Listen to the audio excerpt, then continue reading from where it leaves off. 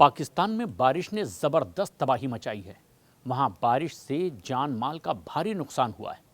पाकिस्तान और पाकिस्तान के कब्ज़े वाले कश्मीर में बारिश से जुड़ी घटनाओं में 26 जून से अब तक के 260 से ज़्यादा लोगों की मौत हो चुकी है, जिसमें 125 बच्चे शामिल हैं, जबकि 628 लोग इसमें घायल भी हुए हैं।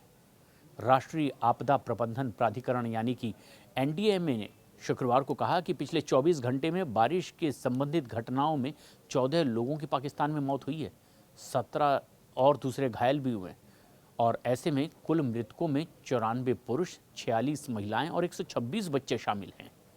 बताया जा रहा है कि पाकिस्तान के पंजाब प्रांत में सबसे ज़्यादा 144 लोगों की मौत हुई है और इसके बाद खैबर पख्तूनख्वा में 63, सिंध में 25, बलूचिस्तान में 16, पाकिस्तान के कब्ज़े वाले कश्मीर में 10 और इस्लामाबाद में 8 लोगों की मौत हो गई है।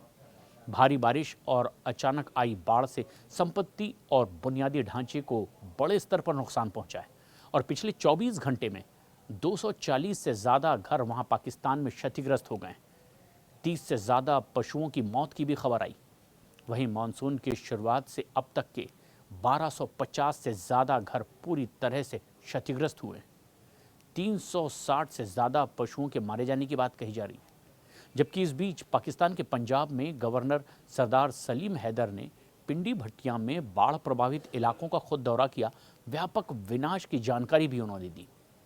तरबीला बांध से पानी छोड़े जाने के कारण सिंधु नदी के उफान पर आने से अब अटक से कच्छ में बाढ़ की गंभीर स्थिति पैदा हो गई है और चिनियोट में चिनाब नदी के निचले स्तर पर बाढ़ आने की भी खबर आ रही है।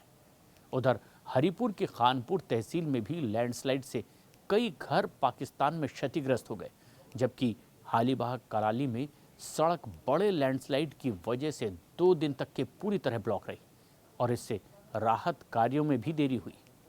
पाकिस्तान में एनडीएमए ने कहा है कि वो हालात पर कड़ी नज़र रखे हुए और प्रांतीय अधिकारियों के साथ साथ बचाव और राहत कार्यों में समन्वय का भी काम कर रहा है।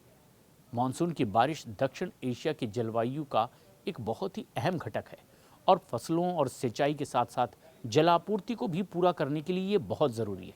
हालांकि हाल के सालों में तेज़ी से बढ़ते शहरीकरण और ख़राब जल निकासी व्यवस्था, जलवायु परिवर्तन ने भी अब इस तरह से एक बड़ी आपदा को आमंत्रित किया है और एक्सट्रीम वेदर इवेंट्स की बढ़ती आवृत्ति अब ये कई तकलीफ़ें पैदा कर रही है और इसी की वजह से कई जगह हालात बद से बदतर होते चले जा रहे हैं।